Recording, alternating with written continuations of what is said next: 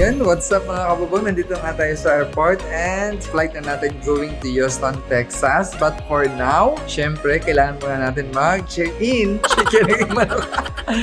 Kasi nga lilipad kaya chicken, di ba? So, pasensya nyo na. Sa check-in area, bound to Doha, Qatar. Yun. Kasi yung flight natin is Qatar Airways. Kaya ang ating layover ay sa Doha, Qatar. So, we're flying from Manila to Doha, Qatar for almost 9 hours. And then, mag-layover tayo for 4 hours. And then, 23 hours going to Houston, Texas. Pero bago yan, syempre, maraming requirements ngayon sa pagta-travel, lalo na international at sa Amerika. Unlike before na nag-travel kami sa Atlanta, Georgia. And I'm very thankful dahil nag-grants yung multiple entry 10 years US visa ng aking anak na wala ibang kundi si Hannah Marie. But for now, syempre, ituturo ko muna sa inyo kung ano yung mga kailangan pag nag-travel tayo ng United States or ng other countries international. Number one, syempre, kailangan natin ng visa kung saan country tayo pupunta. So ngayon, pupunta kami ng Houston, Texas. So kailangan natin ng US visa. Although, this is my second time around to visit United States. Una namin nag-travel ay sa Atlanta, Georgia, Maryland, and Washington, D.C.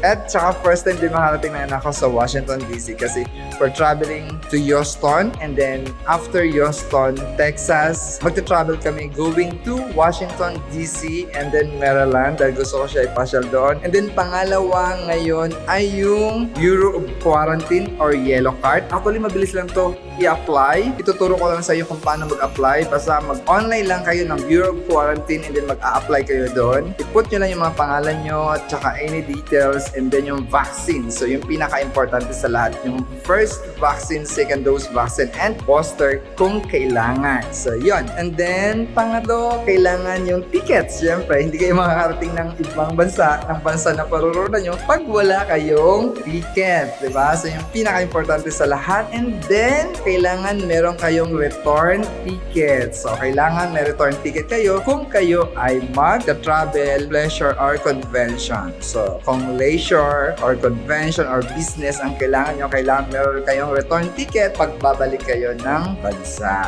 So, yun lang. Ganun lang kabilis para makapunta kayo sa bansa na gusto yung paruan. At saka, syempre, huwag niyong kalimutan ang travel insurance. So, ganun ka-importante yung travel insurance, lalong-lalo na travel insurance with COVID. Kasi nga, napapanahon yung COVID at hindi pa nawawala itong pandemic na to. Although, nalilesen na, so kailangan pa rin natin ng travel insurance.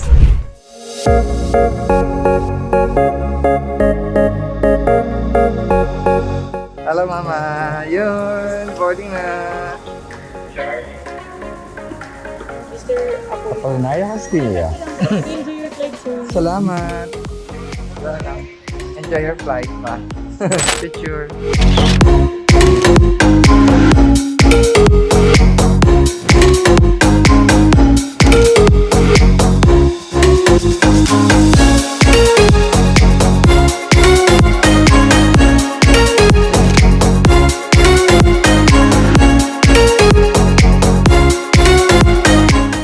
So ayun, we arrived in Doha, Qatar. Exactly 4 o'clock in the morning. Time in the Philippines is 9:15 ng umaga. So, yun. Actually, nandito tayo sa Doha Qatar Airport. Ito yung isa sa pinakamagandang airport in the world. Remember that? Basta naman budget sa US. Yan. Pandora. For life. Hana. They are looking at iconic pendant of Pandora and Doha. So, hi ate. Hi ka sa vlog ko. Hi po!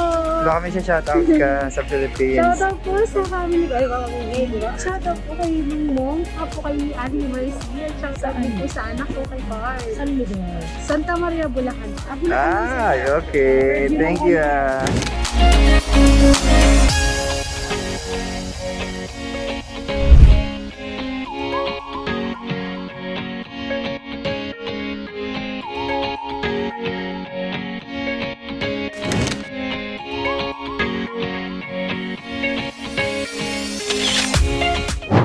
Welcome to Doha International Airport. Ang ganda ng airport nila, grabe, world class talaga.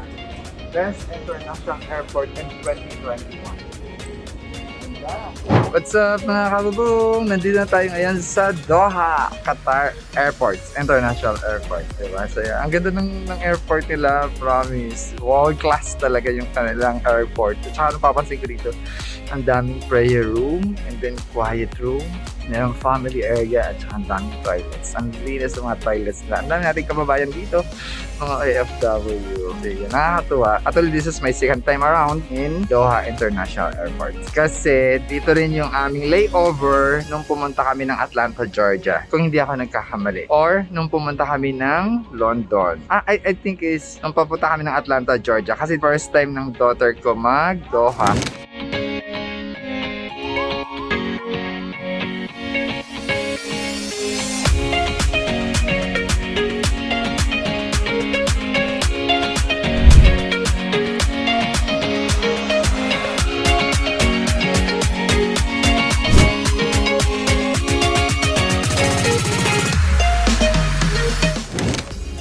Thank you.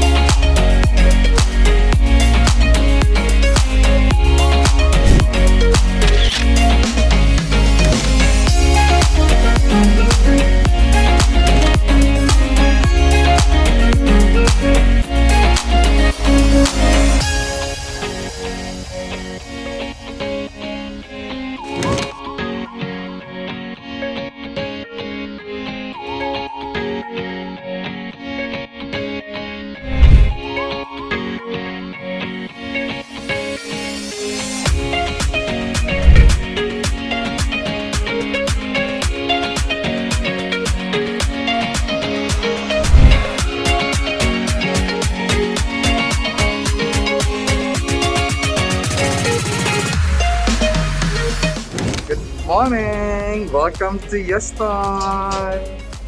Show where we are, Hannah. How's your flight? Okay. Good afternoon! Welcome to Houston! Good afternoon here in Houston. Good morning sa atin dyan sa Pilipinas.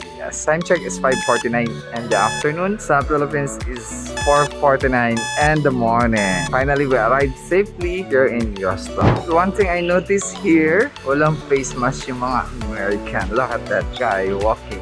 Oh, di ba? No face mask. Only Asian wear face mask here. Hindi na sila nag-face mask.